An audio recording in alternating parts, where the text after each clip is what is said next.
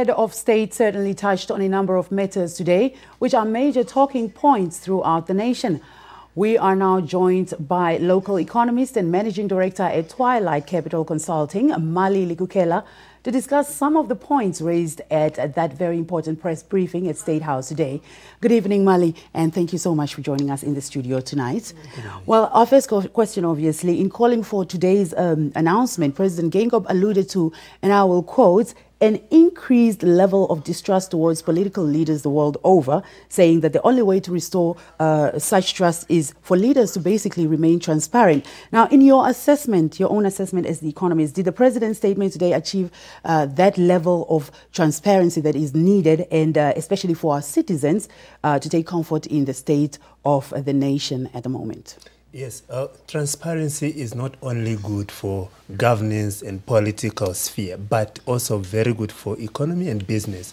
What that basically means is that investors and business people, they need assurance, they need predictability, they need trust. And so the president taking cognizance of the fact that in order for him to remain relevant and supportive of the economy and government, he has to be as transparent as possible. And what we have seen today really is the president trying to really live up to his promise.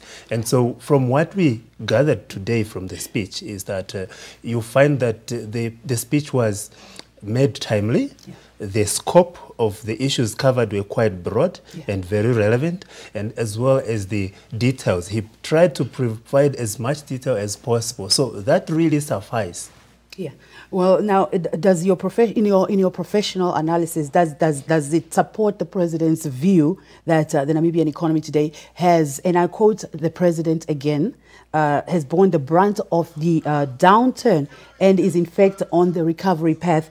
What is your view on this? Well, it depends on the data that you look and the combination thereof. You see, when you measure an economy, you use the lag indicator and the lead indicator. Now, in this case, if you look in terms of the lead indicator, and these are the numbers that predicts the future health of the economy, most of them right now, they point to the fact that if it remains where it is, the economy might recover. If you look at other indicators in that basket, indicators which indicates business confidence, like the number of business plans, the number of vehicle sales, they still remain a little bit depressed. That gives you that perhaps maybe the business sector is less confident.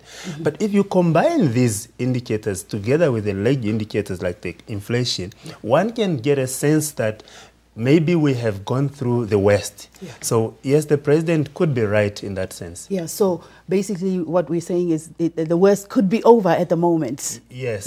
And business people and businesses should actually just feel a little bit more at ease now. Exactly. The worst could be over. What is remaining now to be seen is that if those green shoots are well entrenched and will be supported, because we could see the light at the end of the tunnel, but maybe it could be a train coming through. But if these indicators, as portrayed today, are entrenched and can be supported, we could see a recovery very, very shortly.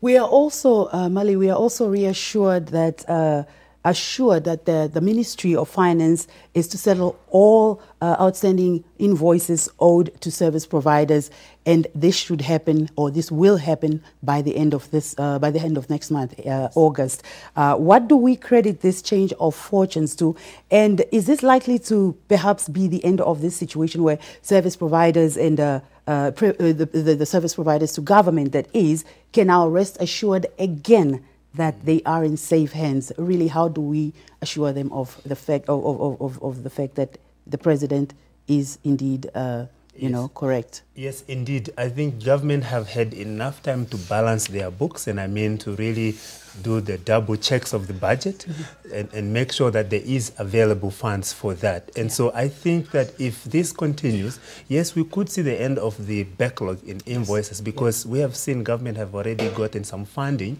which of course they have budgeted for already with government. So they are able to really pay out now. But going forward as to whether we are going to see another backlog in future, it's the nature of business. You can't predict most of these things. Absolutely. And it's strictly business also. Exactly. It also depends on the inflow of government revenue that will be available. So we might see, if inflow continue to be strong, we might not see a backlog in future, but if inflow is somehow disturbed, like we've seen by other factors beyond government, we could see a similar situation again. What are your final words, Mally, in your own words, just to wrap up? Yes, well, I think that in accordance to what the president have said, yes, there are some green shoots that need to be nurtured. We might be beyond the West now, but whatever green shoot that we are seeing, they need to be nurtured. And I think it's also for business to really take some lessons from what they went through, such that if something like this comes or happens again, they must be in a better position to defend and preserve their wealth. Indeed, we will know how to deal with the situation next time around. Yes. Absolutely. Thank you so much, Mally, for making the time.